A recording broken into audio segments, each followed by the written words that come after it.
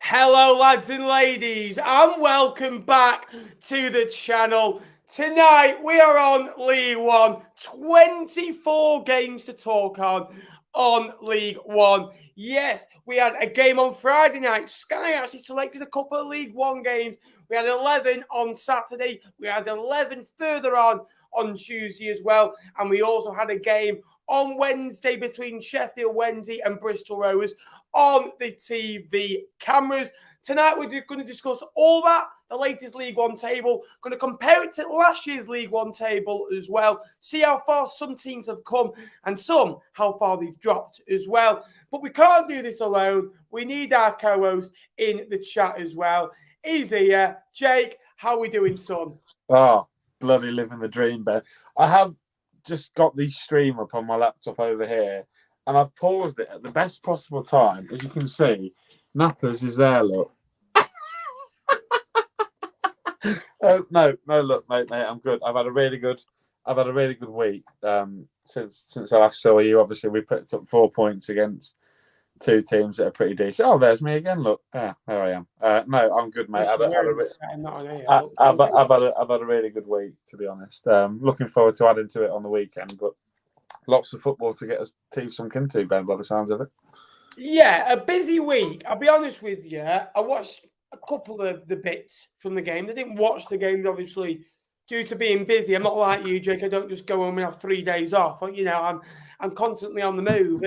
And it was a big week, in my opinion, for League One, because you look at it after the 2 weeks of, 2 game weeks, you kind of feel, I said a couple of weeks ago, the season hasn't got going yet. And all of a sudden you think, well, we're a couple of games further on it than we were this time last year as well. So, we're a third of the way through the season. And I think we're starting to see the table shape up now. And I've said a couple of times, we'll see the World Cup, kind of really have an impact on this season. I know there's only a couple of players going, like John Muriel, Wes Bird could potentially leave Ipswich as well. And that's just in the promotion battle area as well. So I do think with these games being moved about to Wednesdays and all of a sudden you can be playing 2 games in 3 days and then not have a game for 8 days, I think kind of we will see a real difference. And there's a lot of games coming up and there's a lot to get your teeth stuck into. What we're going to do tonight, we're going to do something a bit different because here on this channel, we like being different. That's why we've got Jake on. We're going to go through team by team. So we're going to start off from the bottom, which is Morecambe. I'm only joking. Morecambe from bottom, and we'll gradually go the way up. And then Fleetwood will be fairly soon after that. And then Lincoln will be quite near the middle at the moment, just above that middle line. I think Jake will be telling me here. And basically just have a talk about their week, their season so far. And again, all that good stuff. But before we do so, we've got 50 of you in already. If you're new to this channel, subscribe down below. We are just over 250 subscribers away from 10,000. And when we hit 10,000, a nice little giveaway of one of these bad boys that I have wrote, La Prem de la Prem. Again, you can go and buy one of these copies on Amazon or through me as well. You can as well win one at 10,000 subscribers. All you need to do is be a regular viewer and subscribe to this channel down below as well. And all that good stuff. We'll just quickly say hello. Hi, Cod. Who's in this title race and the play so far? We'll answer all the questions later as we go on as well. Good evening. I hope you're all right. Hello. And yeah, so Morecambe, Jake, we'll start off with. They beat Barnsley at the weekend, the first win at the Mazuma this season. A good result for them, 1-0, only the second clean sheet of the season, which doesn't bode well for me. Do you know what I mean? When you're used to kind of keeping clean sheets on a regular basis. I think the first clean sheet actually came in August, one of the first couple of games in. So it's finally good to have that back. But when you go away at Cheltenham and you go and lose 1-0, and with 3 minutes to go, you've got no players in the opposition half pushing for an equaliser. Does that kind of say that Derek Adams' plan maybe works against the better sides, defend for your lives, nick a goal on the counter-attack, and against sides maybe you should be getting at least a point from, it may not work? Yeah, I think that they pretty much undid all their good work against Barnsley when they got defeated by Cheltenham on Tuesday night. Beating Barnsley is no mean feat. They're a fairly decent side. passed the ball around really well, and that probably suited Morecambe. Let Barnsley have the ball and let them come onto you and snatch them on the counter attack, which they did really well. And then, like you said, against Cheltenham on Tuesday, just a really disappointing performance, really. I think it says it all, really. If they've not got a attacking player at all or any player of their own in the opposition half with 3 minutes to go, you need to be pushing for an equaliser. You need to be committing, you need to be committing bodies, especially because Cheltenham as well is a game that, they need to pick points up against teams that are going to be in and around. You got to think of it. That's 3 points that Cheltenham have now got that Morecambe could have taken 2 off them and had one of their own. So, look, it's difficult, but one of those weeks for Morecambe that sort of, you thought it was going to continue the way in a really good manner, but unfortunately for them, they just slipped up at the last hurdle. Agree. And 83 Morecambe fans travelled to Gloucester way on Tuesday. Fair play, committed support as well. I do agree. They've only got 11 points this season. They had 15 at this time last year as well. This is where they started to go on a little bit of a good run last year, where wins, away at Crewe and Fleetwood were in this period in time where kind of got them out of kind of a jeopardy, really. 15 points from your first 15 games. Then they only got another, 27 points from the last 31 games. So they were pretty much averaging a point a game last year. This year has not been quite the same. Their issue is they don't score enough goals, 0.7 goals per game, 1.7 goals against. If they could just add a goal a game, they'd win more games of football. And 1 goal in games of football, it doesn't sound like a lot. It's hard to score an extra goal a game. And, a lot of teams are finding that at the moment. But I think credit's got to go to Kieran Phillips, who's had a really good season so far and who did get the goal on Saturday as well. No goal for Cole Stockton yet. I'm sure they're missing his goals as well. We'll go into Burton because they did beat Cheltenham as well. Cheltenham we'll come to in just a minute as well, but it's a really good win at home at the Pirelli, and they've kind of gone from 0.18 points a game under Jimmy to 1.1 points a game under Dino. So, you do that over the course of the season and you're going to get yourself about 55, 56 points, which I think this season will see you say with about 2-3 games to go, which is probably the best situation. Then they go away at Bolton, and for me, putting a decent display and get the goal, and Hughes gets the goal. Adebayo did score the win against Cheltenham. I think that's his 7th goal of the season. It's his best ever scoring season, and we're not even in November yet. So really good for him. But to go away at Bolton and be 1-0 up, 87 minutes, I think all of a sudden they take the Burton shirts off and put the Fleetwood shirts on. And, they go and get 2 late goals. And, Bolton have done it many times this season where they've conceded the first goal. Bolton have actually won 9 points this season from conceding the first goal. They beat Charlton in early on in the season where Scott Fraser scored the early goal. They won 3-1. Accrington, they were 2-0 down at the weekend. They won 3-2.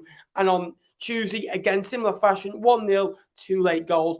Bakayoko with his first goal of the season, the former Coventry man there getting the goal. Bolton, after going on a bit of a rough patch where they'd score for 3 or 4 games, now you can say kind of how fluid the goals are coming, how they're getting the points on the board. And I think that's, 10 points from the last 4 games. And all of a sudden, they're back into the playoffs, Jake. It's a really good victory, that. Well, it's a shame we're talking about Burton then, isn't it, mate? But no, yeah. But I want to talk about Bolton first of all, and then I want to ask you about Burton. Well, okay, so Bolton, yeah, they're a good side, aren't they? Do you know what? But you had this in my mind when we were doing the league table. Now I've had a point on Burton, and now it's going to disappear out of my head. Can we talk about Burton? Because that's what that. That's what I mentioned. I just wanted to give Bolton a little bit of credit. It's a really good result for them. Yeah, Burton shouldn't be going to these type of sides and winning. No disrespect. Yeah, I think it's been a really good week for Burton, actually. Obviously, that beating. Oh, Cornell! What a man! Oh, Cornell! Love you, mate. Look, a good week for Burton, like I said. Obviously, beating Cheltenham on Saturday is a good result. Those games are tight, like I just said. Morecambe weren't able to get the points off Cheltenham this time. That they've been able to do it.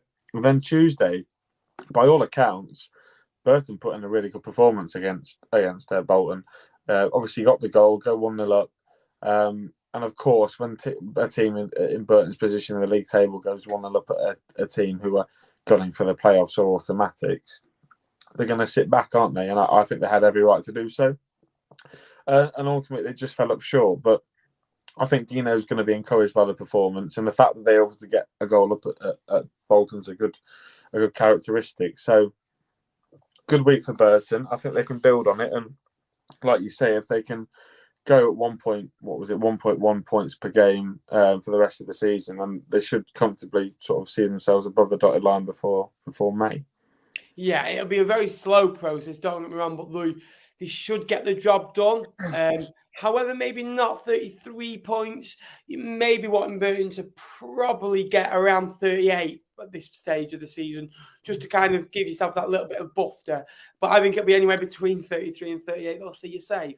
Forest Green Rovers now, they've only won 3 of the first 16 games. And for me, I watched them on Tuesday, and they had a very inexperienced side out. It was a Bunker with the goal. They looked very organised. I watched them for 20 minutes, 25 minutes. They went 1-0. I thought, okay, I always knew in the back of my mind that Fleetwood would draw the game 1-1. Before the game, I always thought it would be 1-1. I said 1-1, and I said they would. And it was just kind of like, they reminded me of Wimbledon last year where they got the goal, and it's like, well, they've been in this position before, but they can't see how. They've got no experience, they've got no bottle, and they've got no real kind of match winners to go and get a second goal. Now, in my opinion, from 1-0, from the 25th minute to the 60th minute, the game was open for them to go and get a second goal. And I said it's going to be a weird period in the game because are they brave enough to go and get a second goal and leave gaps to go and concede? In the end, they didn't, and the gaps appeared anyway. So, they've conceded 2.08 goals per game. It's the most in the division. 8 points in the first 8 games, 5 points in the last 8 games. They've not won in the last 7 games away from home, drawing 4, losing 3. Although they're not losing every week, they've got some difficult places in that run as well. They went to Charlton and nicked a point there. For me, I think it's going to be a long season for them, and they've got to start winning games as soon as possible. They can pull a rabbit out the hat a couple of times, but 1 win every 6 games, for me, isn't going to quite do it this year. No, and there's not going to be any freak results this year where teams are staying up on 40 points because the league's got stronger, hasn't it? Yeah, sorry, Ben. But to be all right. To be fair, I mean, I spoke to Tom. Obviously, we'll come on to Pompey later, but he was pretty encouraged by the way that Forest Green played on Saturday against Pompey. He said while Pompey weren't at their best, Forest Green did okay, and they created quite a bit against them. Maybe unlucky not to snatch a draw. But obviously, if you're winning 1 in 6 games, you're going to struggle, aren't you? That's going to be basically 7 wins all season. You're then relying on picking up 30 points from that, but you're basically expecting to go the season by winning 6 games and drawing the rest of them, which Forest Green haven't got the quality to do that. So yeah, it's going to be a bit of a slog for Forest Green. I think they might have a setback in their plan to reach the Premier League. I think they might struggle so far this year, and they have done. They've got a couple of good results, haven't they? But not really that stand out massive. Obviously, the result against Bolton was a good one, but disappointed with Forest Green so far this year. They've really been a letdown. I thought they were going to be this full attacking, flowing football team, and if we're honest, we've seen quite the opposite. Agree.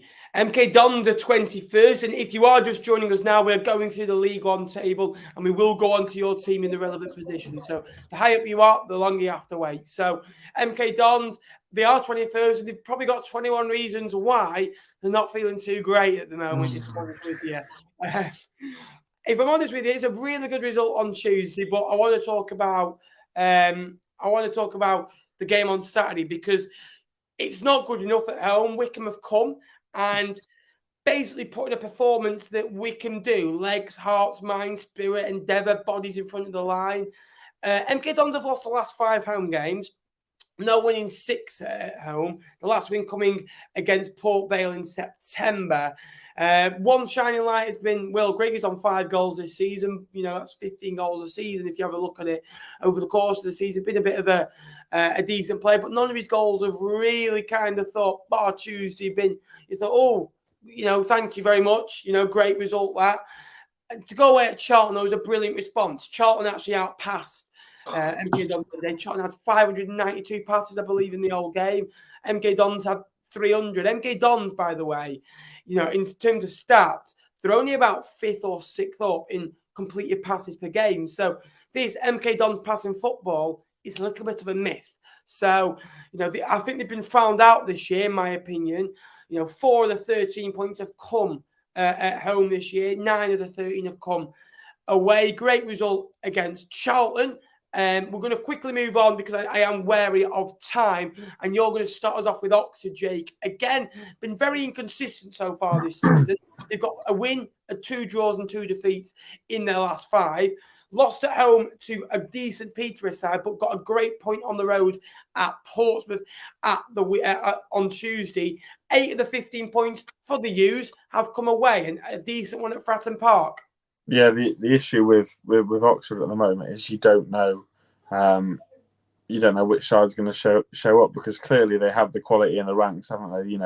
You just have to look at the goal that they scored against Portsmouth on Tuesday night. Carl Joseph, I think it was, really took it nicely. But then against Peterborough, the game was, it was sort of lulling along, and then Peterborough go and score two quick goals. And yeah, I think obviously Oxford fans will want to focus on the point at Fratton Park being a bit of a turning point for them, maybe. This might be the result that sort of springs Oxford into action. I'm sure that their fans and Jack, the Young Fan Podcast, will be hoping that they can do that. But just on Tuesday, I think they were very good. Out of possession, Pompey obviously. Once they got the equaliser as well, there was 10 minutes to play, wasn't there?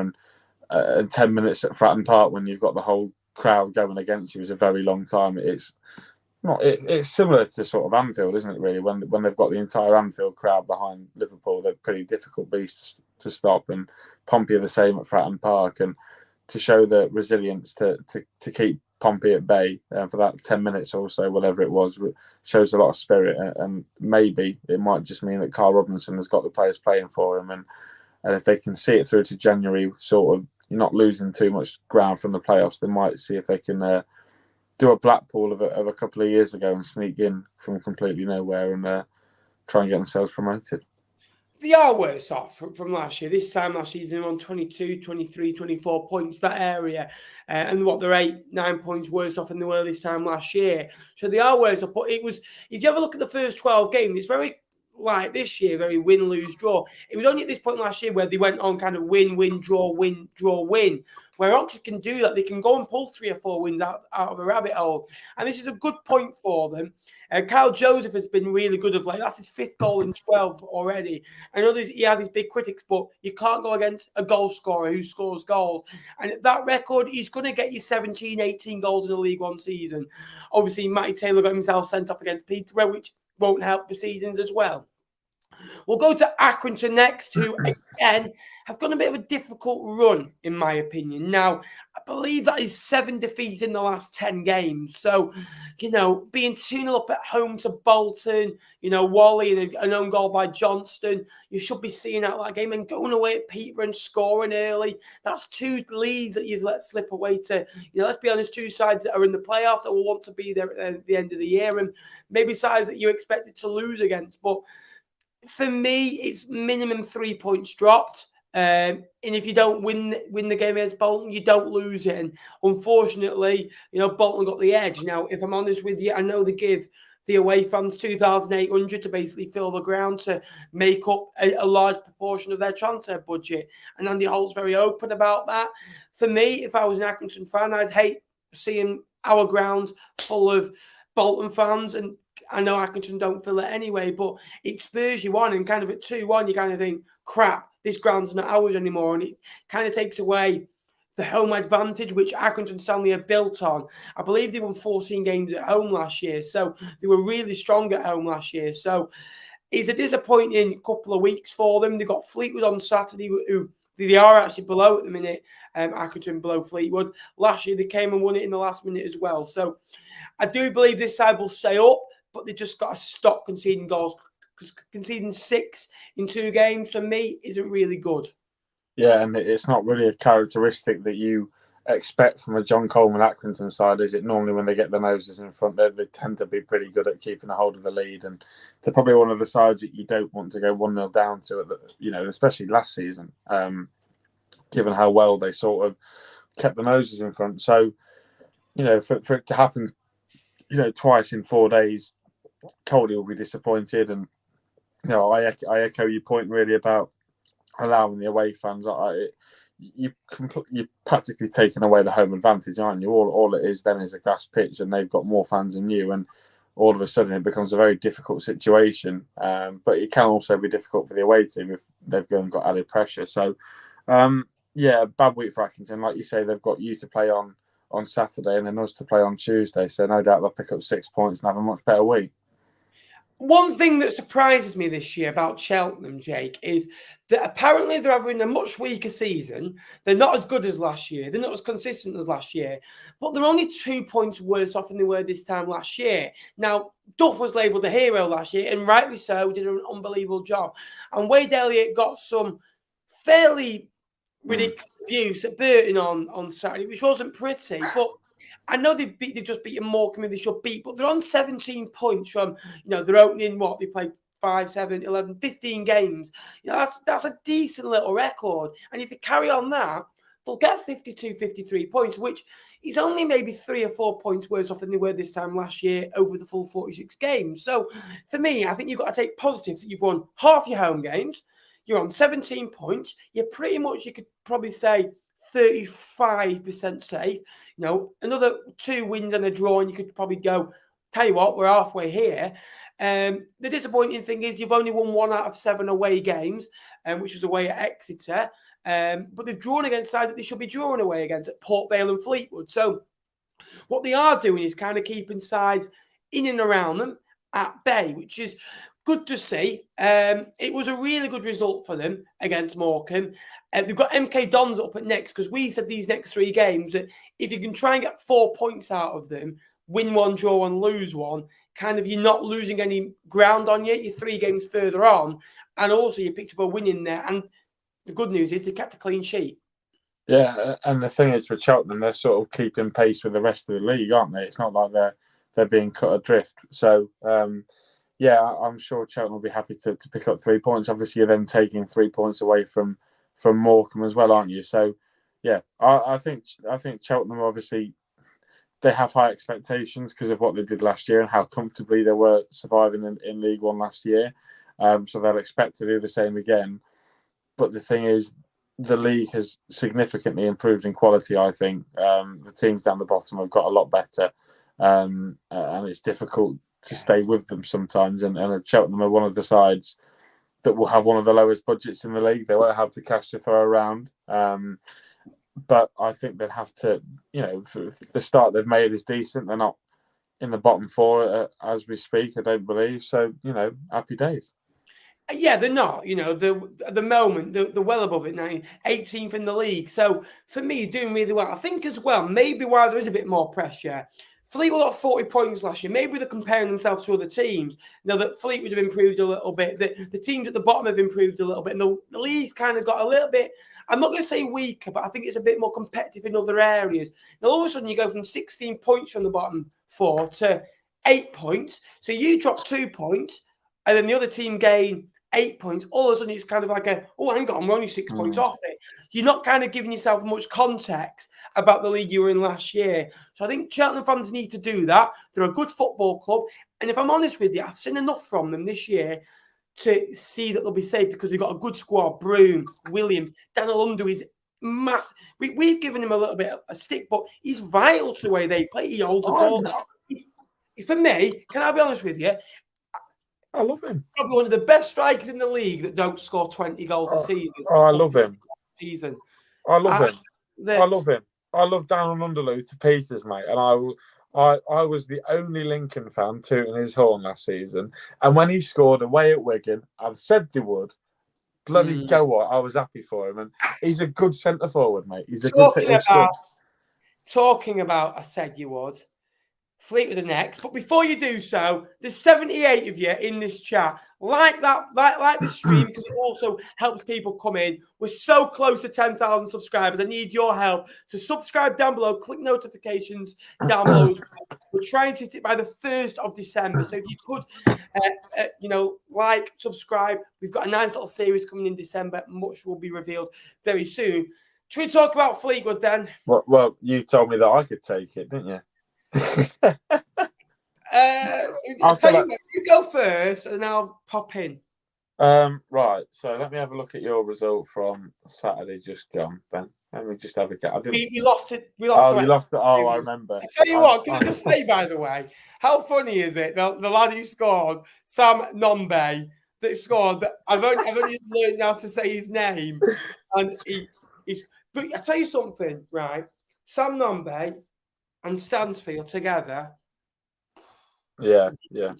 Stansfield didn't stop running. And I said something before the game. I said something like, I think he's done his city, his father, and Exeter City proud. And more important, himself proud. And when he scored, I thought, good goal, that. Good to see him score. Obviously, never nice against you, but Nombe gets the win, and it's a long way back. A Nombele, as you call him, or Nomble. Nombe, I've been saying recently. I've been getting it right.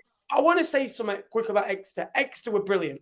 We'll come to them in a minute, but Exeter were brilliant. For Fleetwood, 4-2-3-1, it doesn't work. We went to 4-4-2 on Tuesday, and he hooked Keane after 45 minutes, which I think people think I've got a Keane kind of, I mean, like his biggest fan. I am a fan of Keane, but don't get me wrong, I think he should be given a chance.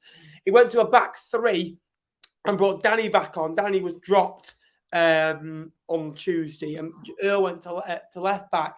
He's a better left centre half than he's a left back, in my opinion. But we got back into the game. We scrambled. Did we deserve a point? I don't think so. In the end, I thought we had a couple of decent chances. Morton should have scored 3 times, but overall, Fleetwood were only 3 points better off than we were last year as well. They've been involved in the lowest amount of goals this year, Fleetwood, with Derby County on 27 goals. This time last year, they were involved in 43. So it shows you Fleetwood are a lot more tighter at the back and are not great going forward. I just want to say one quick thing about Fleetwood. I think Fleetwood are a defender's dream and an attacker's nightmare. That's what I'll say about Fleetwood, which is the complete opposite of last year. Yeah, I think that's fair. You've got to look at you've only won 3 games out of 15, which is Scott Brown's got a 19% win record, by the way. Very, very, very concerning. Just to let you know about that. If you weren't to just concede in the last minute away at Exeter, which when I saw that on Saturday, I did really feel for your nappers, because I thought he's gone a bloody long way for that. And I got 4 a.m. in the morning for that. And I finished work at 11:30 at night as well. Because obviously I had my feet up because we kicked off at 1 o'clock, didn't we? But yeah, I did feel for you when that notification came through up on my phone. But it says it all. You're one of those teams where you're in games all the time. Like even at 2-0 down against us, you were in the game. You're in games a lot. So even if you're a goal, 2 goals down, you're always in it because you're going to make opportunities to score. That day you came here, you had maybe 7 or 8 opportunities in the second half to probably win to get yourself level sooner than what you did. So you just got to. I don't know what it is in January. Maybe I don't know if I'm wrong in saying this. You need a creative midfielder for the life of you, because Vela. You're playing Vela, from what I understand, in the 2 in front of the back 4, which Vela is a creative player who will get assists because he's a decent player. And if you play him in the 10, you'll reap the rewards. But if Scott Brown is so insistent on playing him deeper, then you're going to need a number 10 in position, And then, it just doesn't seem too positive at the moment. It's Be Real time, if anyone's got Be Real. Just not. You're not really inspiring at the moment, Ben. I can imagine it's a chore going to Fleetwood at the moment. Like you said, you've got Accrington on Saturday. Like that must feel like the biggest pain in your proverbial this week, going to watch Fleetwood against Accrington, because it doesn't sound like it's going to be one for the purists, does it? That's if you're taking an hour and a half out with you on this show. No, I agree. I think for context, Scott Brown's only got a 21% defeat record. So I think that you're saying 90% win record. He's drawn a lot of games. He's drawn 3 in the Papa Johns. All of a sudden, you've drawn loads in the league as well. We just need something extra in. It kind of feels when we get a point, it kind of feels like we've won the game. And he's like, okay. I just think that there's no winning mentality in that dressing room, and they need to be soon, very soon. That's not a threat, by the way, at all. I just want to clear that. That's Roy Keane-esque, didn't it? That's very Roy Keane. But there will be soon. I can just imagine little nappers going to knock on Scott Brown's door. Pleasure to meet you, mate. Pleasure to meet you. Can you please buy a number 10, Mr. Brown, please? I'm begging you, sir. Please buy a number. You don't have to watch it like I do. Well, I just hope we buy a number 10 that stays as a number 10 for longer than Liz just stayed in the number 10. So that'd be nice. Oh, politics. We'll go to Cambridge next because we want to rattle through these games very quickly. 4 defeats in a row. Port Vale won. But Wycombe, again, lost at home. But Cambridge went to score 3 goals, 3 really good goals. Nibs again on the score sheet. You've got, Jones and Lancaster on the goal sheet as well. And superb away win. You're 3-1, 3-2 in the 97th minute, and they still see it out.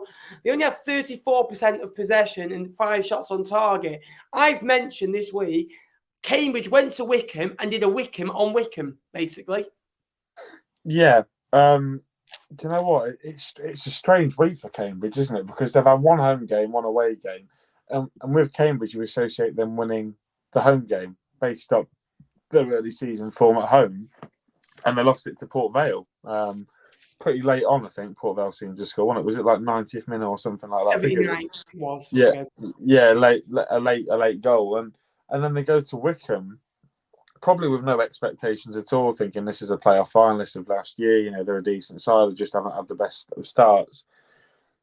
And they're never out the game. That every time Wycombe brought back, they just went, they just stepped it up a gear and to go and get 3 points because we said this all last season, didn't we? How impressive Wycombe were at Adams Park. Maybe that sort of slipped a little bit this season. Obviously, we've seen Shrewsbury go there and get a result as well. So teams are sort of losing this factor of Adams Park, and boy, did Cambridge sort of show no fear on Tuesday night. A really good result for them, and because you were starting to worry about Cambridge because they were quickly spiralling towards the bottom 4, but those 3 points sort of props them up nicely and make sure that there's still plenty of teams between them and that dreaded drop zone. Although a positive start, and Mark Bond has been linked with the various championship roles, including Rotherham United, they are 3 points worse off than they were this time last year as well. Port Vale's the next team we're going to mention. What are you doing? Well, I said Mark Bonner was going to Rotherham, didn't I? So. Oh, yeah, you did. Anyway, I forgot about that. Port Vale are up next, actually. And, they're another side that the last 5 games has pretty much been their form all year. 2 wins, 1 draw, 2 defeats, 7 points. Now, for me, they've competed at home against Ipswich and they went to Cambridge and won. If you offered them that at the start of the week, you're going to score 3, concede 3, you're going to get 3 points and lose 1. They'd probably take that. Now, for me, Ipswich at home, all you can do is battle and compete and try and get at them. They scored 2 goals. Disappointed not to obviously score more than they did. And they were always kind of in the game. I thought they always battled really well. But Ipswich kind of quality sometimes can be a bit more of a get out of the way, and all of a sudden Ipswich score 1, 2, 3. And where Port Vale might need 5 or 6 chances to take a couple of chances that Ipswich may only need 1 or 2. So it's a good week for them. Massey scoring his first goal all season is huge for them. At home, they've been a little bit inconsistent. They've only won 2 of the first 7, 1 of the last 6, because they did win the opening day at Vale Park as well. But they've had a tough run there if you have a look at it recently. They had a last-minute goal the other week, Ellis Harrison scoring it against Forest Green Rovers. They played Cheltenham there. They played Fleetwood there. They played Portsmouth. They played Ipswich there. That's just 5 of the 7 teams they played. They played Sheffield Wednesday there as well. So you have a look at that record and you're kind of thinking, oh, not so great that. But you kind of think, oh, who've they played? And, it's a decent little record. We're going to go to Bristol Rovers quickly. I'm going to let you start. They were on TV yesterday, but again, 6 now unbeaten. They drew one, they won 3 in a row. They've drawn the last 2, but in both the last 2 games, they were 2-0 down against Argyle. They drew 2-2, and they were 1-0 down against Sheffield Wednesday at Hillsborough in front of 22,000 on a Wednesday night. And Coburn got the goal. What they call him, the Teesside Haaland or something like that. And it's a lovely chip, and it's a really good finish. Corbyn's, been on a good little run lately, hasn't he? 3 goals in 5. Obviously, he was injured at the start of the year, and they repaid his patience in him. Yeah, good week for Rovers, really. First half on Saturday, it looked like the game was getting out of their control. It looked like Argyle were going to completely run off with the game. I think both of the goals that Argyle scored were absolute worldies, but we'll come on to that later. But Rovers, under Joey Barton, they're going to have character, aren't they? Because that's what he was like as a player. And, you'll know more than most, Ben, that Joey Barton teams are pretty good at picking up late results. And to be fair to them, against Argyle, they probably didn't faze them that they were playing top of the league. And to be honest, from what I've spoken to a lot of Gas fans, they've said that if the game were going on another 10 minutes, Gas would have won it. So, that's a big positive to take from themselves. And then, like you say, Wednesday night on Sky TV at Hillsborough, everything's sort of set up for, how Sky TV are. When they put a game on like that, they pick the favourite team, the team that they want to win, and they keep talking about them. All the talk was on Sheffield Wednesday, Barry Bannon, Michael Smith.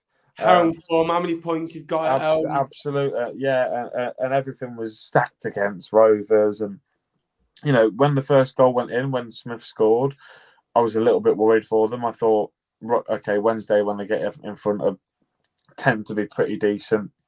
Good goal from Michael Smith. But second half, that Harry Anderson came on for Ryan Loft late in the first half, and I thought really changed the game. It opened the game up a lot.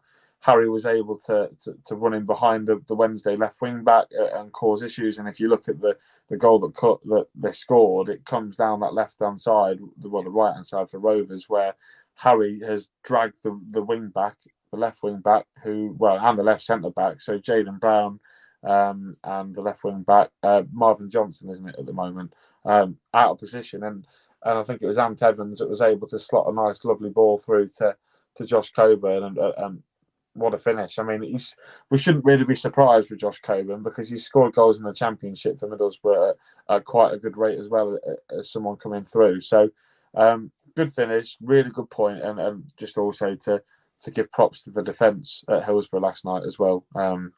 Belshaw made a really good save with 2 or 3 minutes to go from Michael Smith, and Gibson, Thomas and Gibbons all played really, really well. And I think obviously Gas, when I last saw them, conceded 6 goals, and they look a completely different animal now. That result seemed to have woke them up a little bit, and they've been able to get themselves. Obviously, they've not lost in 3 away games now, so better stuff from Gas, and really impressed with them. Yeah, I am as well. I think they play with spirit, they play with character, they play with energy. They've got different goal scorers. Collins on 9 goals as well. I think they've got a lot of players that struggle to find homes elsewhere. I think Coburn's found a home now. Obviously, I know he's been at Middlesbrough for a while, but I think he's getting a run of games that he needed. And then you've got other players as well, and Evans, who's been brilliant for them since coming in as well. We're going to talk about Wycombe next as well, who goals for 20, goals against 20. And it's just not like them, is it? You know what I mean? They go away at MK Dons and you think kind of, they are back. They are putting in decent performances at the moment, winning by 1-0. And then they're going to concede 3 at home. So for me, they're totally out of it at the minute. To lose 3 out of your first 7 home games isn't brilliant. But if you have a look in the league, they've got the 4th most shots on target. They're 11th in expected goals. The 21st, though, in possession. So kind of does tell you the true story. They're still playing their way. 21st in the most passes. They don't pass team to death like a Charlton or an Ipswich will do. Ipswich I think Ipswich have the most possession in the league, 60% compared to Wycombe as well. And people label them as a long ball team, by the way. The 12th in the most long balls in the league. Fleetwood and Mr. Portsmouth are above them as well. So, they're not always long ball FC, Wycombe. So maybe maybe do your own work before you criticise Wycombe is my argument for some of the big football clubs in this league. Shrewsbury, Jake, again, brilliant result. A couple of weeks ago against Fleetwood. Since then, they've not backed it up, have they? To go lose Charlton and then lose it against Plymouth, it's kind of the story of their season, isn't it? They are 7 points better off than last year, and one of the teams that are doing really well, and they're a lot better than they were this time last year. If you kind of have a look at it, it's the same players that are influential in every single game.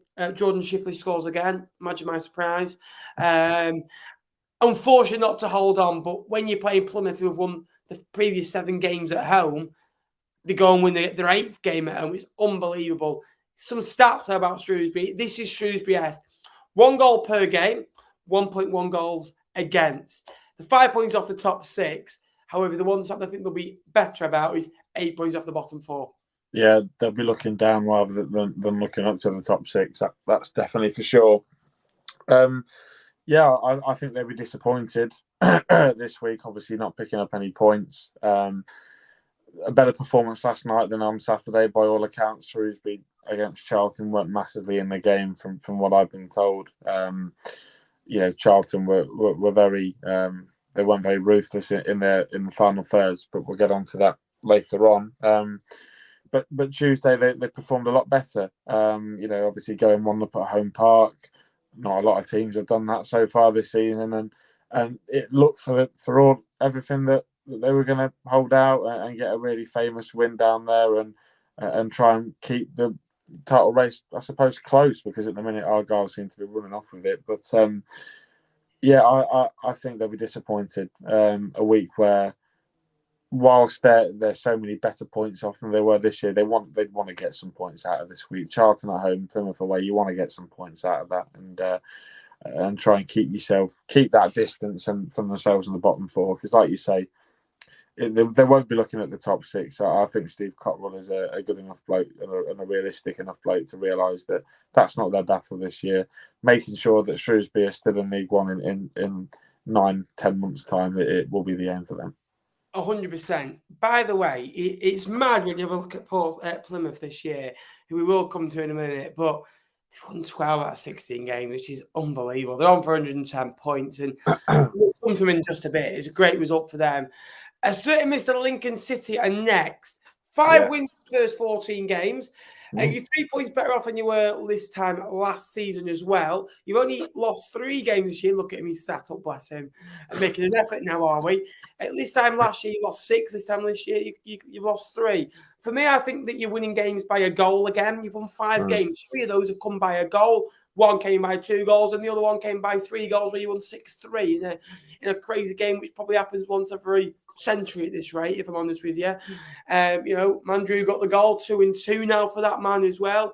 And adding to players like Jack Diamond and Ben Howells scoring goals every week as well. It's a decent point against Sheffield Wednesday, which I'm sure you're going to tell us about.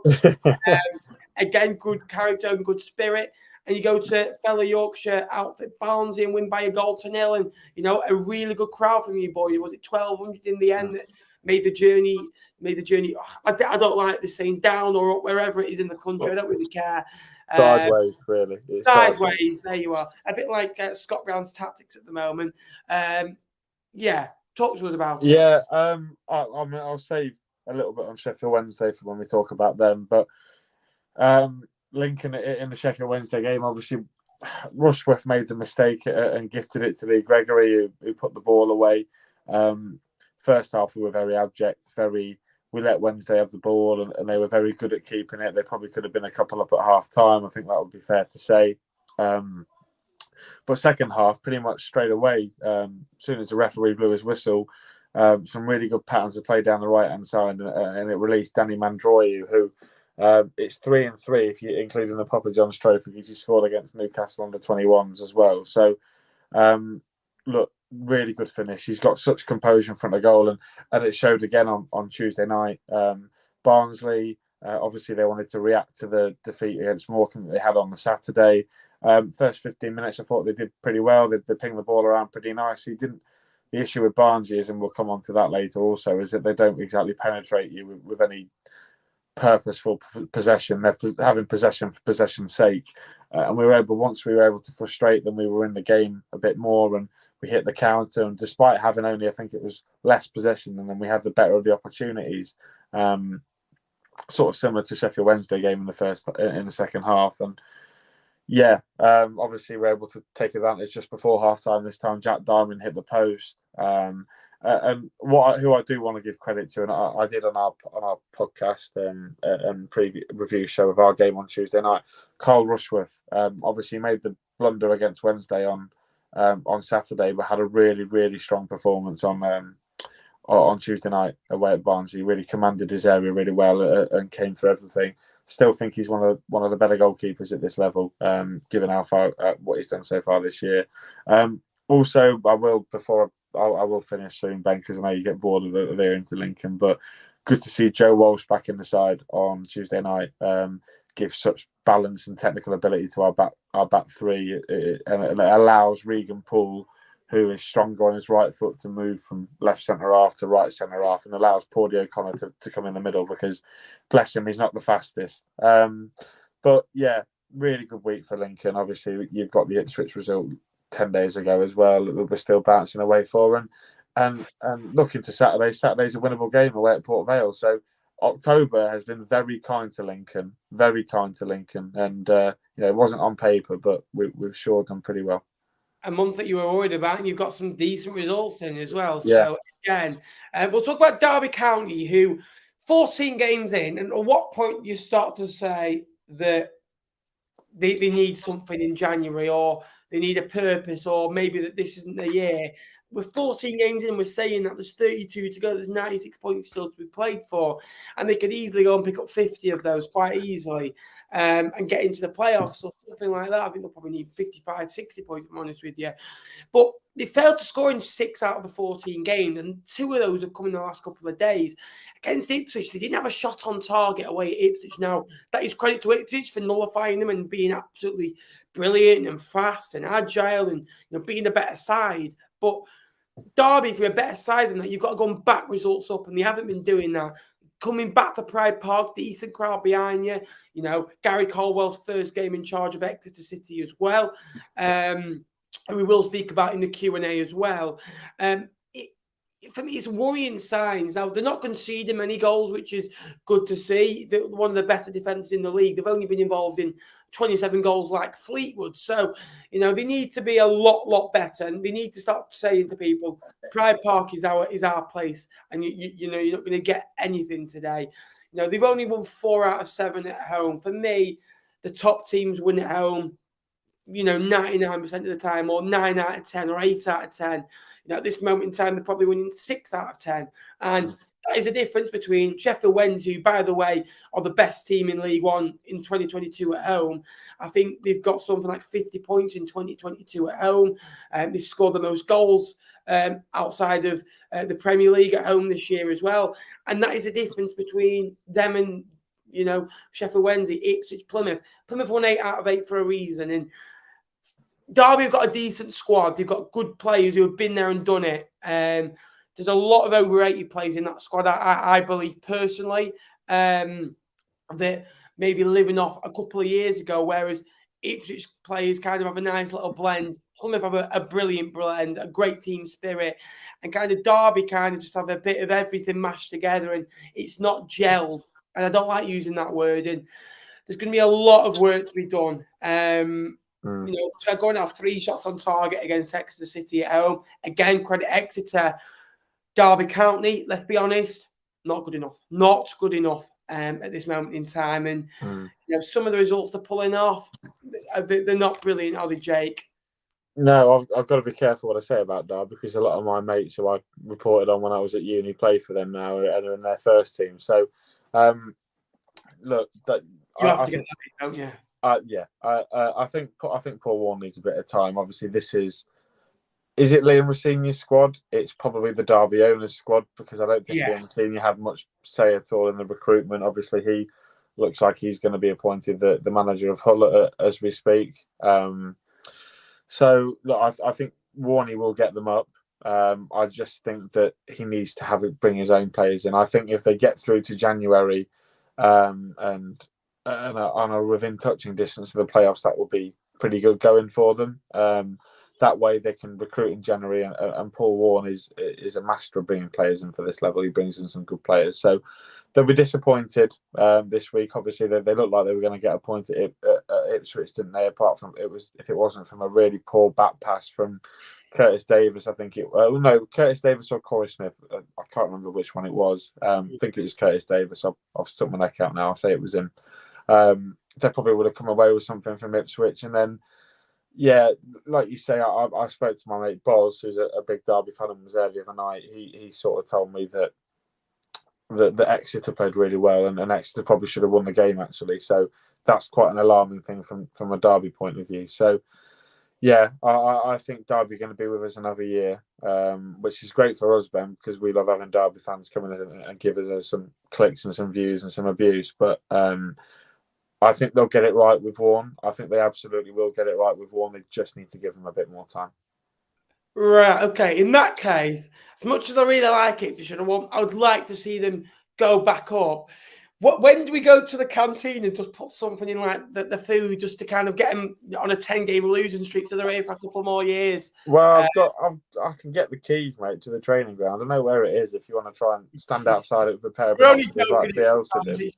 For me, we'll talk about them very soon as well. This is a 90-minute show, so don't worry if your team hasn't been mentioned yet. We are going much more detail than we normally do as well. We always go in detail, but tonight we're going, all out. 2 game weeks, 2 games in a week is, tough to handle as well. Barnsley, Jake, a couple of years ago, Barnsley and Luton, right? I don't think this has ever been done in League One before, where 2 teams have done it. Both of them went up without losing a game at home, which was unbelievable. At the Kenilworth Road and Oakwell under Daniel Stendhal, and they both went up as the top 2. This year, right, they're already 13th at home. Do you know what I mean? It's, for me, 3 wins, 3 defeats at home. It's kind of like they're a bit easy to play against. Now, when we played them, which... To be fair, the last 4 games they haven't scored. The last minute goal against Fleetwood was the last goal Barnsley scored, actually. And if I'm honest with you, I didn't think they were brilliant. I thought they kind of lacked something in the final third. And that's when they had Luke Thomas. Now, Luke Thomas isn't in the side at the moment. He's 4 months out with injury. I think they're missing him. I think maybe that's what you're kind of getting at. There weren't no penetration between midfield and attack, and there's huge gaps. Now, they play a 3-4-1-2. Now, I don't think that suits them. I think they need to go to a literally 4-3-3 to get more focus on the forward areas. I think 1 behind the 2 doesn't work for them. I think they need a bit more width outside, and I don't think the wing backs gives them enough wing. I like the wing backs, but I think they'd be better as full backs. But Duff has done it back 3 all his career, really, hasn't he, with Cheltenham? So I'm not going to question that. But to Morecambe and Lincoln, no disrespect to those 2 sides, 4 points minimum, really, 4 points minimum. And this is what I like about League One. I'm sick of hearing the teams like, and I mentioned the other day, and I went, I don't like using it, but it's apparent. And Morecambe had more heart, more energy, a better game plan, and we're set up well. Barnsley kind of put 11 men out and kind of think, if we're better than them, they'll beat them.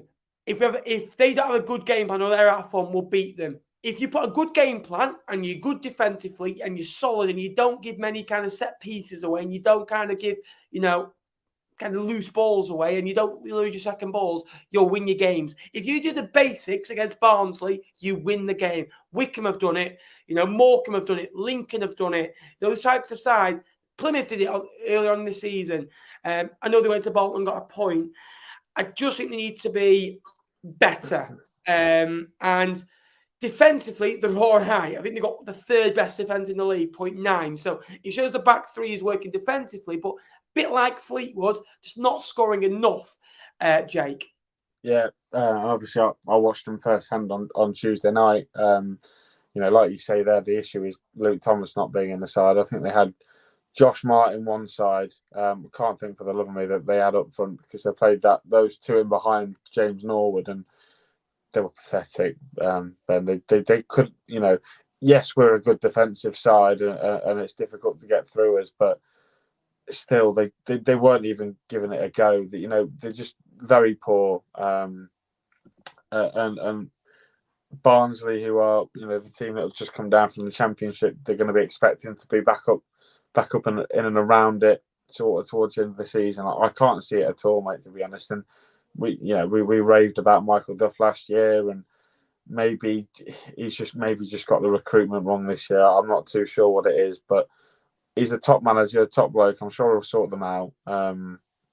But just this year, there's just this getting together period, and do you know what I mean? They're just trying to gel all these players together, and it's bloody difficult, especially when you drop down a level and you lose a lot of players like they didn't.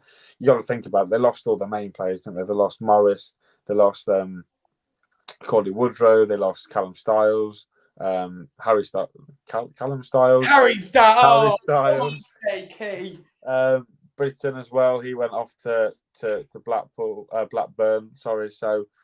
Yeah, difficult job for Michael Duff, and it's probably going to take him, similar to Warren at Derby, probably going to take him a year or two to get it right. Let's wrap through these last few clubs as well. Charlton, again, who have kind of gone on a really good run recently, haven't they? They finally got that away win away at Shrewsbury. This week, it's been a weird week because they won for the first time away from home. Then they lost for the first, won for the first time away from home and lost for the first time at home. Before this weekend, they'd drawn 3, lost 4 away, and then they'd drawn 4, lost 3 away. This week at home, winning 4 at home, drawing 3. Now, brilliant result against Shrewsbury. Now, I think Shrewsbury is one of the kind of outside the top 6 currently is one of the hardest places to go because the way they set up in a 3-5-2, I think they're quite hard to play against, and kind of they play it by their rules a little bit, and it's kind of like they set up really well to penetrate you in and suck you into their plan. Raksaki got the goal. It's his first in 9 games as well. But then they didn't back it up, although they had 200 more passes than MK Dons. MK Dons scored, I think was it a penalty and a free kick that basically, it was a really good strike from Bradley Johnson that just hit the bar and went in, and Will Grigg, scores his 5th of the season as well. But for Charlton, it's disappointing. But the one thing is they're closing on that playoffs. And all of a sudden, you can see the Ben Garner style now. You can see them passing teams to death. You can see them creating more chances. Your Raksaki scoring goals as well. I think that Charlton are maybe 6-7 games away from something really clicking. Now, the problem is, if you're only clicking 23 games into the season, you're losing ground. Yeah, and it was only, 10 days ago or so that they looked really good against Pompey on Sky TV. Yeah. You saw what they did to Exeter the Tuesday before as well, and they're a good outfit, Charlton. They've just got to, it's similar sort of really to Barnsley. They've just got to gel a little bit because they had a really big, they hit the reset button, didn't they, over the summer, and they've just got to take a bit of time, I think, and. Yes, we can praise Raksaki for the goal that he scored against Shrewsbury, but he also missed 2 gilt-edged sitters as well, which he's got to stick away. Charlton are a decent side. They were disappointed they didn't win on Tuesday and keep that unbeaten home record, but Ben Garner will get them playing the way they need to. And again, it's like all these clubs that are sort of outside the ones that we think are going to get in the playoffs this year, they've just got to give it a bit of time, because they're going through a change of management, a change of ownership, whatever. They've just got to give it a bit of time, and I'm sure they'll get it right. Agree as well. There's 105 of you legends in the chat as well, so subscribe down below, like as well. Subscribe to the Stacey West podcast as well. We'll give him a little plug at the end of the show. Exeter City, a great result against Fleetwood. Nonbay with the winner, and Stansfield also on the score sheet as well. And they go to Derby and get a 4 points after a couple of bad defeats, 3 defeats in a row, if you're counting the disappointing in the Papa John's Trophy. Again, but one thing we will talk about is Gary Caldwell, who was appointed. He's been out of the game for 2 or 3 years now, since his time at Partick Thistle. Obviously, won promotion with Wigan Athletic, and then obviously got sacked the following year. Now, a lot of draws in his time at Wigan. I think kind of most of it, I think 30% of his results were as a draw in the end. And then his time at Chesterfield, where he only won 3 games. That kind of sticks with him. And at that time, Chesterfield weren't buying players, they weren't investing, and they were on a slide. And obviously, they went down 2 leagues quite quickly as well. So I think that kind of doesn't give him any credit. He did okay at Partick Thistle. But now is Exeter a good football club that will give him an opportunity with a decent squad? I reckon it's a really good appointment that for where they want to go to. Look, it's not the best of names, it's not the best of football, but for 18 months, I think it's worth a go. Yeah, we all thought Exeter were going to go internally, didn't they? Like they did with Matty Taylor. But I'm sure that Caldwell, that if this performance away at Derby is anything to go by, a really positive performance. Didn't get the result this time, but they've got the result on so many occasions already in League One that they're probably not even starting to contemplate thinking about slipping towards the bottom four, because what are they now, 7th in the table so far?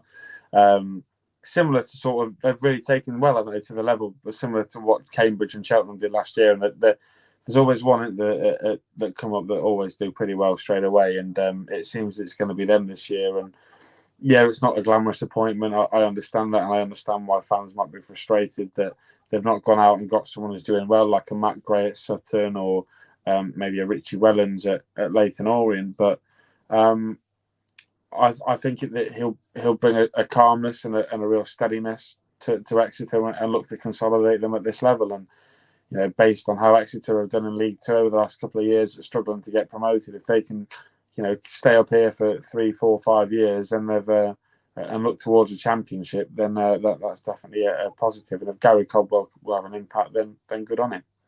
Agree. We'll talk about Portsmouth now, who, again, good result at the weekend. Sean Raggett, by the way, who scored his 11th goal for Portsmouth at the weekend in 119 games. Now, for a defender, he's got quite an impressive record, 36 career goals in 381 games. Now, for a defender, that's what? 1 in 10, 1 in 11, 6 goals a season. And it was a Sean Raggett-esque goal. You know all about him, Jay.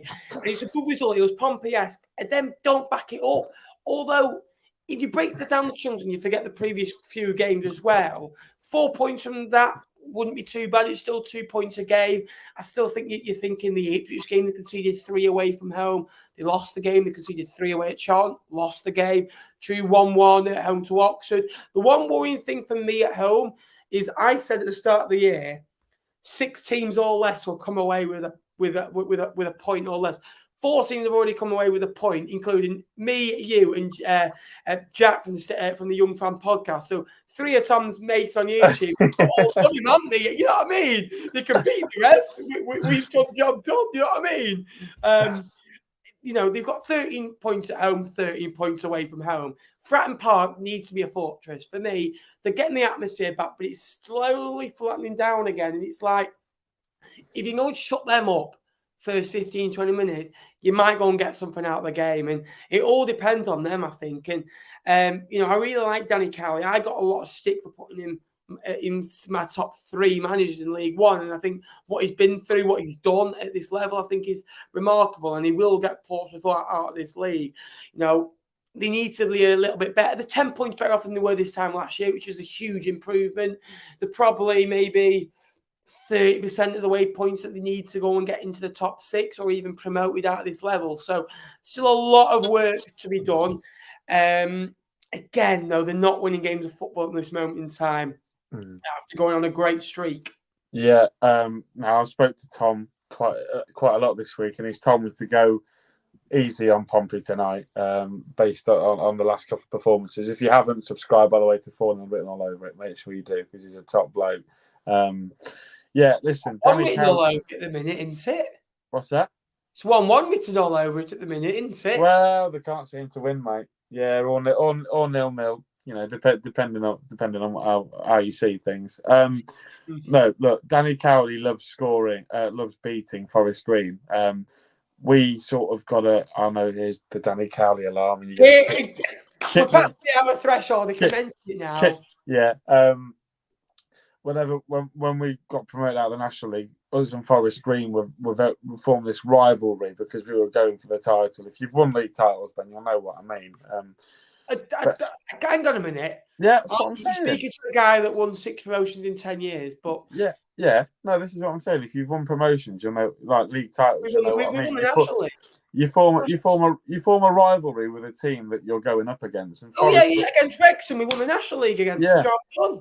Yeah, But we don't play them anymore because they don't come up and we're in League One. So yeah, Forest Green were our equivalent of that, and Danny Cowley, I think he won 6 games out of 6 against Forest Green in his time at Lincoln. So wasn't surprised to see them win there. Also, Sean Raggett, not surprised to see him score at the New Lawn either. Like you said, a very good goal scoring defender. I think he scored 10 or 11 in that season. We got promoted out of the National League, including a winner at the New Lawn. So he's done it again. What a bloke Sean Raggett is. But on Tuesday night, weren't able to back it up. Oxford, by the looks of it, just got in the faces and played off really well. Had a really good start, got the goal, and Pompey were pretty turgid. They weren't creating anything. I think the likes of Scarlett was struggling. Owen Dale, in particular, looked like he was on top form, and they got the goal through Colby Bishop and his magic hat. And you thought, right, go on then, Pompey, go and show yourself to be one of the the automatic promotion credentials. Show us what you're made of, and they just fell short, which is why I think they're going to fall short of the top 2 ultimately. Agree. Now, Bolton Wanderers, again, they found it the difficult way, winning 3-2. We'll talk about Bolton an hour on from what we were meant to, but 3-2 away at Accrington, 2-0 down, and 1-0 down away against Burton. They won 2-1 as well. 7 points now from those last 3 games as well. Slowly picking up the form again, slowly being Bolton Wanderers of this last maybe 6-7 months.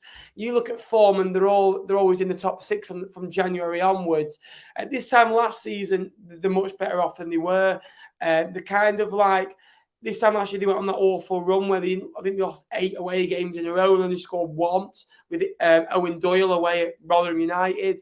So they've improved massively. If I was a Bolton fan, I'd love it because everyone's talking about Ipswich, everyone's talking about Plymouth, everyone's talking about Sheffield Wednesday, everyone's talking about Portsmouth, who they're actually above. And here they are talking about crowds. What? And here Bolton are talking about crowds and how if you have an extra 5,000 supporters in your ground, you get promoted. Well, in my opinion, the other day, Jake, those fans won them the game. So I'm not listening to a word he says. So if you're tweeting this, they are the views of him, not me. I think that they're very well supported. Away at the other day, it was unbelievable support. 3,000 fans. Don't care how far it is. Don't give me that. It's unbelievable support that you go and travel and watch your club anywhere in the country. If you do it, you'll understand. Great win. 9 points from losing positions this season. Charlton, Accrington, and Burton Albion as well. Sides they should be beaten if they want to get promoted, but they've done it now. Really good. Jake, we're going to Peterborough, another side a bit like Bolton, scoring goals for fun. Again, they've won 6 out of the first 8 games at home this year. Only Burton have taken a point from him, and only Fleetwood have gone there and won this season as well. You maybe thought Accrington would do it after being 1-0 up, but again, Poku getting, carrying on his good form as well. There's Clark Harris who's scoring goals as well. There's so many players you can mention in this Peterborough side that are doing well. Like Mason Clark's come alive. I think he's got a goal and 2 assists in his last 2 games as well. It's just that away form where they've lost 5 of the 8, but they've won 3. But good results against Oxford away from home and Accrington at home. And I think Peterborough have grown a few cojones, as Troy Deeney, I think, would call it. No, he won't. Shut up, Tom. You told me otherwise on Snapchat this week. Right. Well, Tom's thrown me off completely with Owen Dale. What was I talking about, Peterborough? They've grown a few cojones, haven't they? They've got a bit of metal to them now. Obviously, they had the tough moment against Oxford where Oxford score, and you maybe think that Oxford might come back and they might blow a 2-goal lead, but they kept at it and won the game. And then they go behind at home again, like they did against you lot, but they found a way around it. So maybe this Peterborough side are adapting and evolving and becoming one of the better sides in the league. We don't know. It's why it's so fascinating, isn't it? Agree. We'll go on to Ipswich now, who, boy, I love watching them. Are they not? Yeah, I thought we were going from 21st to top, mate. We are. You're missing out. We're going to come to Wednesday in a minute. We're going to come to Wednesday in a minute. That's what they're Who do you want to go all to? Wednesday or Ipswich? Who do you want to go to? You pick. Well, can I do Wednesday? Because I absolutely You do love Wednesday and I'll do Ipswich. All right, I love Wednesday, as everybody in here knows. Wednesday, right, got gifted a goal on Saturday, didn't they? Crikey, no, yeah. Look, even if the ball comes to you on the edge of the opposition penalty area, you've got to stick it in the net. And to be fair to Lee Gregory, he did that pretty well. Wednesday should have been 3-up at half time, I think, maybe. Certainly after we scored, they should have scored again. Barry Bannon, I don't know what he's doing from 3 yards out. He's double kicked the ball, I think, or Poydie O'Connor's got in the way. Just again, props to the Wednesday fans. Really good banter between the two sets of fans. Lovely to see. Slim Shady was up and about. Been quote tweeted by him this week, so I'm feeling pretty famous in Sheffield. I think Wednesday fans will say that they had the first half, we had the second half, and whilst it's a poor result for Wednesday, they didn't do too badly. And the disappointing thing from Saturday for them was that Ben Hennigan went off injured. That's a big loss because Ben Hennigan, as any Wednesday out will tell you, has been massive for them this season. And then last night, I thought they were poor last night, really, if I'm honest. I thought that I just thought they couldn't break. And it's not this thing that Wednesday are poor and they're not winning. I think you have to give credit to Bristol Rovers, like we did earlier in the show, and how well they played and contained Wednesday. And it said it all that it wasn't until stoppage time before the half-time whistle that Smith that put them ahead. And second half that they sort of sat back for some reason. They didn't really go for it, and it wasn't until maybe Bristol Rovers got on top that they started to go for it a little bit more. And I think it was Michael Smith and Josh Windass. Josh Windass has got to score that header for me. I think he's maybe 5 yards out, but disappointing week for Wednesday, and I'm sure they'll be gutted with their points return. A £5 super chat from Jim. Thank you very much, mate. I appreciate that as well. Agree with Sheffield Wednesday as well. But if you're looking, they've only lost once out of 19, and those 2 draws and winning 6. They're still averaging 2.1 points a game over those 9 games. So don't worry, Sheffield Wednesday fans. It's still, promotion worthy as well. Ipswich Town. Well, Burn's got a goal as well. I mean, that's 4 for West Burns this season as well. They've got goals from everywhere. They're looking energised, looking, hungry. They're chasing down every ball. Freddie Ladapo's scoring goals. Cameron Humphreys scored a goal as well, who it's really good to see that Ipswich-born lad, 18 years of age, 2 years, younger than me, and I'm making videos about League One and he's scoring goals in League One. So, really good to see. They average 61.4% of possession every game. So it shows you they dominate proceedings. They kind of get you like a little string and suck you in. Even Lincoln had to go there and be good for, in my opinion, for 2.5 hours. Now, when I say that, I mean, you've got to be switched on from 2:15 when you hand out to your warm-ups to 5 o'clock as soon as that final whistle blows. And Lincoln did that. And probably the only team to do that to them this year, bar Plymouth, who also beat them as well. They score 1.9 goals a game. They only concede 0.9 goals a game. It's disappointing that they conceded 2 to Port Vale. That's the standard that Ipswich Town have set themselves, where if they concede 2 in a game, it's an absolute disaster. The problem is last year, if they conceded 2 in a game last year, they don't score or they score 1. This year, they've got the ability to score 3 goals and see out proceedings. They're 13 points better off than they were this time last year. That says everything that you need to know. And this is where their best kind of form of the season, bar those last 12, 13 games when McKenna came under Paul Cook, really, as well. They've won 6 out of the 8 away games that they've had as well. And they're getting goals from all over now. Humphreys, Ladapo, Burns, Chaplin. I think Evans is injured at the moment. I think that's got a big blow. It did look bad. I believe it's only going to be 3 or 4 weeks. So it's going to be interesting to see how they do without him. I do think they've got the ability to kind of go without him for 3 or 4 weeks. One thing I like about them, they've been tested Ipswich in previous weeks where they've not crumbled. I think Portsmouth, since the Ipswich defeat, that game was I said it after with Tom, I went, I worry for Portsmouth how they react. It's do they come back from it or do they struggle for 5 or 6 games where they dwell on it? And it's normal. Plymouth did it last year when they lost for the first time in 20 games where they didn't win in 4 or 5 games. They lost to Plymouth. they came back and started winning games. Lost to Lincoln, they bounced straight back from it, and all of a sudden you kind of think, well, you can afford to lose one. If you go and get 25 points out of 30 available, you're going to get promoted. There's no doubt about that. And this Ipswich and Plymouth side are breaking new records. I think at this moment in time, Ipswich are on for something like 104, 105 points. And Plymouth are on for 110 points. Imagine how good you'd be. You get 105 points, you don't win the league. So for me, you've got to give Ipswich a lot of credit. What they've done in the transfer window, they've given McKenna the tools. They have a good squad that should be in the top two, but they're performing week in, week out. Yeah, I think you pretty much hit the nail on the head there, Ben, with Ipswich. I mean, I'll focus more on their game on Friday night against Derby, because that was one that I saw. I didn't really see too much of the Port Vale game. I've just heard about it. But I think Ipswich are a very good side, aren't they? They create opportunities for fun, and I think they were ruined at the Derby game. They probably should have been a goal or two up before they even got the goal anyway. So look, Ipswich are a phenomenal outfit. Like you say, they've got more strings to their bow this year, with the likes of Ladapo coming in. They've got Jackson, they've got Burns, they've got Aluko, Tyrese, John Jules. If one thing's not working, they completely switch it up and do something else. That's what's so impressive about them. And obviously it helps they've got Kieran McKenna, who, whilst probably isn't the best manager in the division based on achievements, probably has one of the highest ceilings in the division.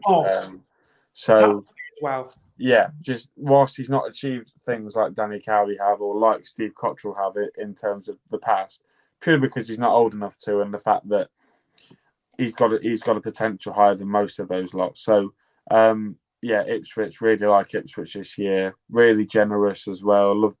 Loved going down to Portman Road a couple of weeks ago. Had a really good day out. Even despite the fact that they were beaten 1-0, they were all magnanimous in defeat. They were very good people, and there's some good people in Ipswich. So I hope you get promoted, to be honest, guys, because if you and Plymouth get promoted automatically, that means that the lot up the A1M have to go through the lottery of the playoffs again, which didn't go so well for them last year, did it, Wednesday? I'm not commenting. Right, Plymouth Argyle. They won 23 games last year, right? And they've won 12 of the first 16 games. All of a sudden, right, you go from winning 1 every 2 games to winning 12 out of 16. Those 23 wins last year all of a sudden seem poor. Only 11 wins in 30, which is kind of mid-table form, again, would kind of still see them nearer to the playoffs. It's ridiculous at the standards they're setting. Now, they're only 5 points better off, but 5 points better off from a team that got 33 points last year, over 2 points a game. It is ridiculous the standard that they're setting. I think they're averaging something like 2.3 points a game. You can't get near them. Bristol Rovers obviously 2-0 down. They came back and fought back, and maybe that was the first sign of vulnerability we saw from Argyle since that Charlton 5-1 defeat and a 2-1 defeat at Fleetwood early in the season. But they're a different team now. It kind of takes them 4 or 5 games to kind of get going. But to go and win 8 out of 8 at home, the teams that they've knocked past, they beat Bolton at home, they beat Barnsley at home, they beat Ipswich at home, Shrewsbury are no mugs at home, Accrington at home. These are decent sides that set up to frustrate you. And no one can get there. If you look at the goal scorers, Azaz is on 6, Morgan Whittaker's on 6, you've got Ennis on 6, you've got Cosgrove on 5, you've got Hardy on 5, you've got Mumba and Randell on 2 on 1 as well. You've got goals from different areas as well. They're a special, unique team. They play with passion, they play with flair, they play with energy, they score goals, they keep clean sheets. They're strong at home, they're on 38 points. 4 wins and they're in League One next season, which obviously isn't their aim, but 50 points is always the first target. And they're setting new highs, and, that it's a phenomenal, season that they're having. And Stephen Schumacher deserves all the plaudits, because since he's come in, the win percentage that he's got, it's just sublime, and they're special, that lot. They could be at 50 points by mid-November, then, which is absolutely terrifying. And I think back to the title winning teams that we've had. We've got as many points. Sorry to interrupt. If they win Saturday after 17 games, right? So, yeah, after 17 games, if they win Saturday, right, they've got one more point than Fleetwood stayed up with last season after 46 games, 29 less games. Yeah, says it all, doesn't it? And Fleetwood, and they haven't beaten Fleetwood in the last 3 attempts, by the way, since the start of last year. And he's just like, how can football work like that? yeah, it's mental, isn't it? But Plymouth, there's not really much else I can say. Really, they're a phenomenal group, and they've really pushed on. Obviously, they've held that heartache of not getting in the playoffs last year very close to them, and they've realised they don't want to feel that pain again. And they've just gone to different levels this year. I think the recruitment's been spot on. You mentioned the names of players that have got all the goals, and how many of those are new faces. Finn Azaz has got 6, like you say.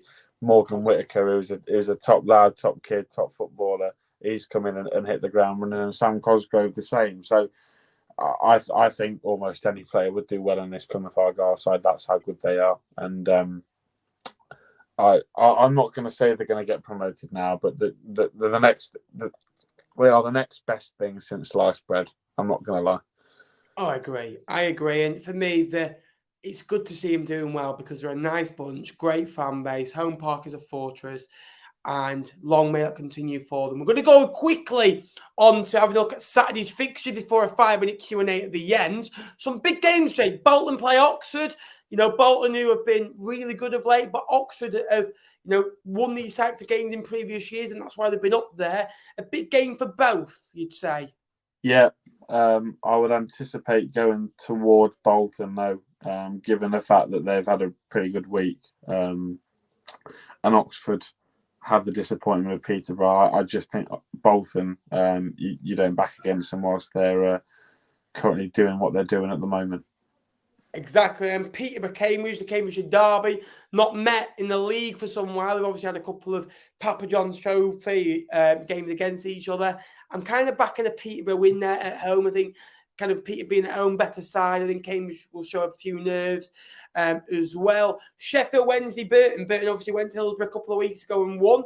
Maybe a dress rehearsal, but I can only see one winner in this, and this is Sheffield Wednesday. Sheffield Wednesday, I worked out 8 out of 8 against teams in the bottom half a couple of weeks ago. Do you think that will continue? 9 out of 9? Yeah, I wouldn't be surprised to see them beat Burton on the weekend. I think they might have to change it up tactically. I don't think that Jaden Brown worked on last night as we sit and talk. I think they might maybe try a full-back and try and get an extra attacker on the pitch and see if they can really force the issue a bit more, because Burton are going to come and sit back and hope that they can keep a clean sheet.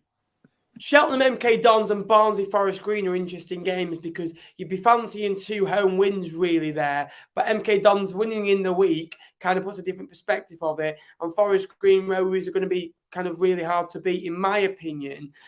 3,100 gas heads go to Derby at the weekend.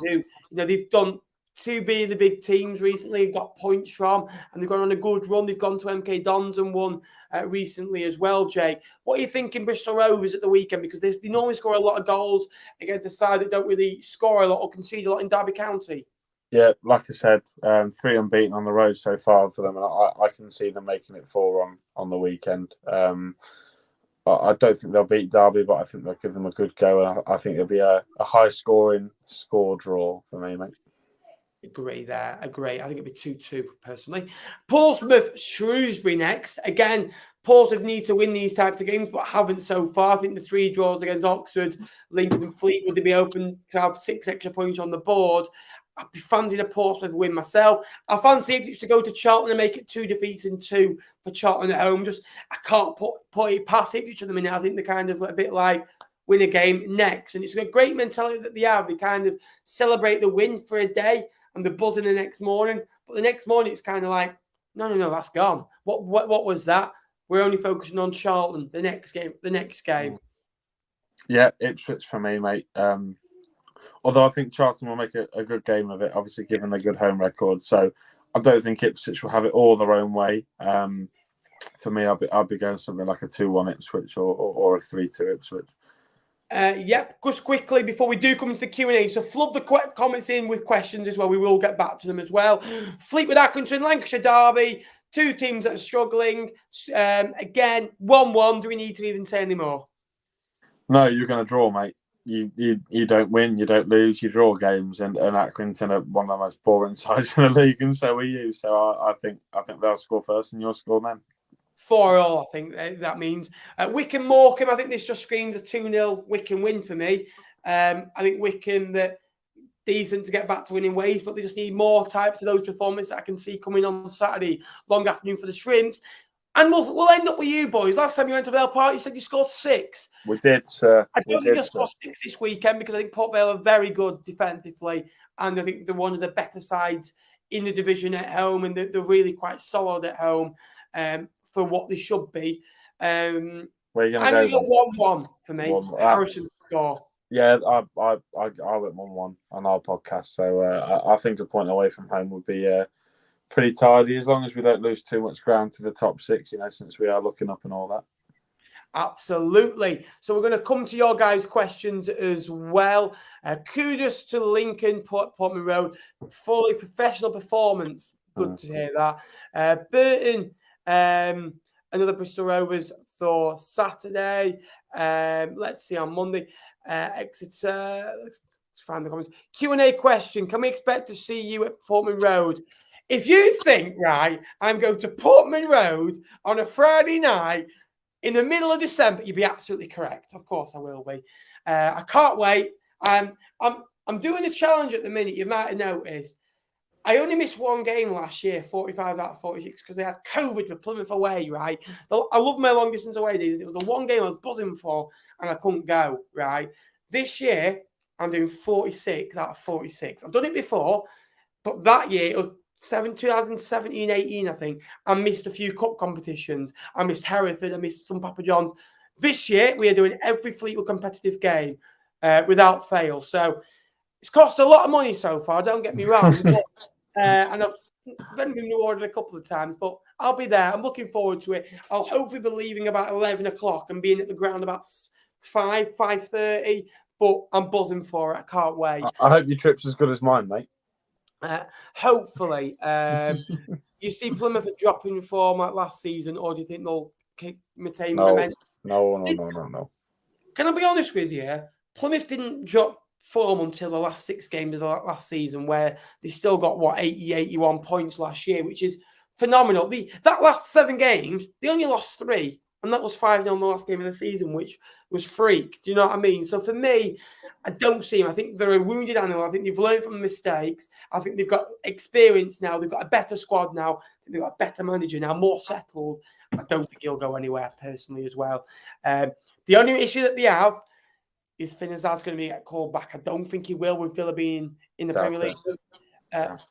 I don't think that Mumba will get recalled from Norwich, if I'm honest with you. I think they'll keep the core of the squad. The problem is they're not going to have this squad next year. So it really is their time to go. Oh, I know. Can I just say, by the way, Shrewsbury, Lincoln, Fleetwood all got to the playoffs on all loanee players. Ben Davis, Harry Suter, Louis Coyle, these players, they all go. They'll leave you. Honestly, right? It's like I won't know. We won't know much about it because we talk League One. Like having a girlfriend for 12 months. They see someone better than you. They go back to their ex, don't they? And then you're left stranded, and you're not the same, are you? Let's be honest. Oh, that's come from the heart. That's come from the heart, now, hasn't it? That one. It has. To Lincoln. Do you have your right in the top 6? Yes. Tom, how many times have you finished in the top 6 in the last 3 years, my friend? Oh, the same amount as Fleetwood, I think. Same amount as Fleetwood. So, oh my God! By the way, can I just say, Kevin has come in with a £50 donation. Kevin, what's a man? Thank you so much.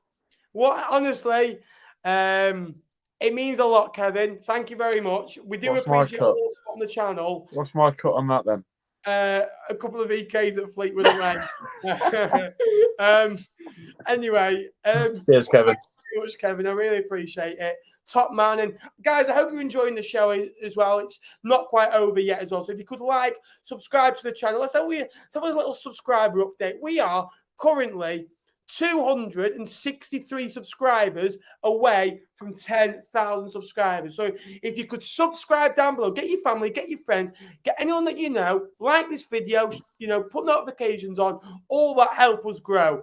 Let's try and get to 10,000 subscribers as soon as we can. Kevin, you're a legend, and everyone who's watching at home as well. 50 British ones. What a guy. Pull out towards your trip, mate. Thank you so much, mate. I'm looking forward to coming down as well. It's crazy that Ipswich, Wednesday and Derby have bigger crowds than some of the teams in the top six of the Championship. Some of the teams in the Premier League. You know what I mean? I had a research today, Jake, right? I kind of, every week that I put, I'd say 12 hours research into these shows, just in statistics, little game footages. You look at the teams. Wednesday are 9 points better off than last year. Ipswich are 13 points better off than last year. Plymouth are 5 points better off than last year. Portsmouth are 10 points better off than last year. Bolton are, I think, 9 points better off than this time last year. It's ridiculous to stand at the top. Although it's getting weaker, the top teams seem to be strengthening from the slow starts they had. They were better towards the back half, though, weren't they? Yeah, I think the whole league's actually getting better, Ben. And that's probably why you see the tightness in the division. What is it? 6 points down from Peterborough down to Cambridge or something like that.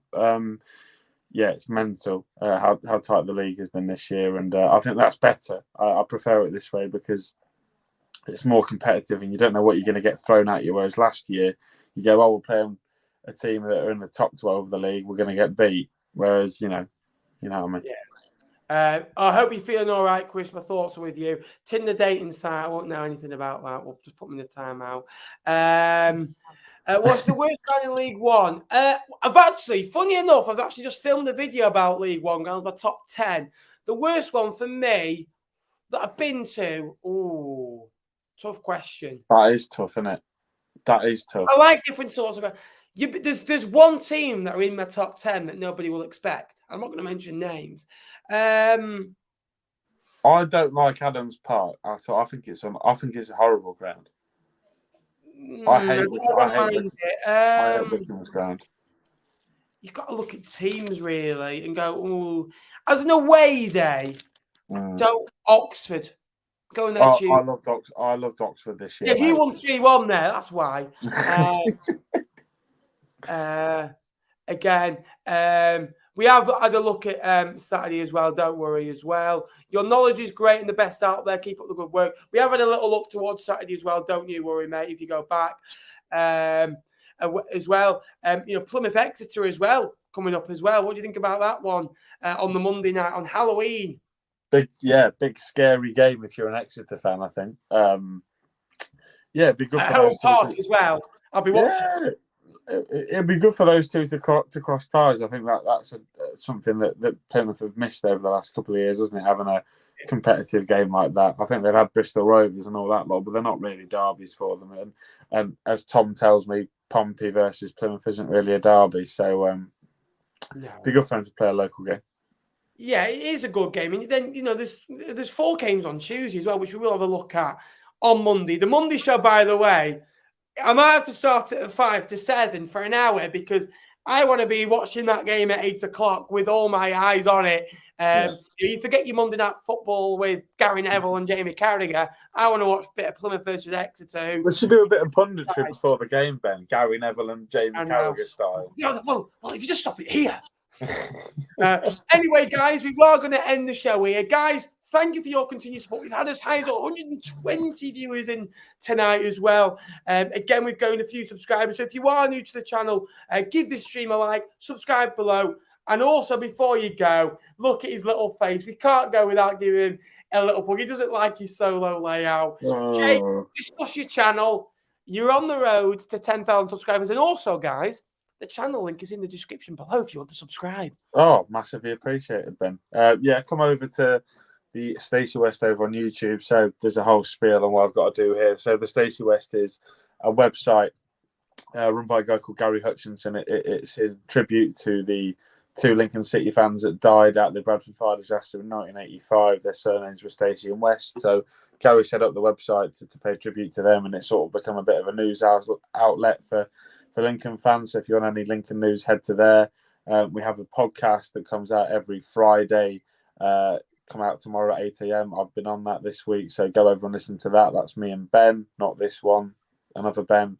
And then also the Station West YouTube channel, which I run, where I do a preview with an opposition supporter every week. So this week's been pretty mental. Now that we're going to 2-week game weeks, it's like absolute mental because I do a preview show on like sort of the 2 days before. Then I do a review of the game pretty much straight after. So it's been pretty long. Like last night was a long night editing and get everything together, but it's worth it. And I think we're maybe 300 odd off 1,000 subscribers. So please do come over and subscribe because it is a lot of hard work. And again, thank you for coming on here, and thank you to Kevin for putting 50 quid for Ben. And really enjoy coming on here. Not only does it sort of raise the profile, but it means I can sit and talk football with one of my better mates. So much appreciated.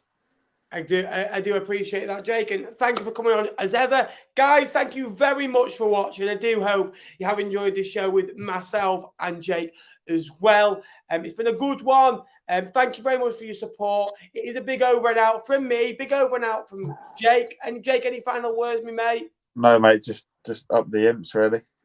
And again, we'll see you on Monday, but I'll be back on Saturday with a visit of Accrington. Until next time, I will see you later. Up the Kyods and up the Sky League One. Up the imps. Come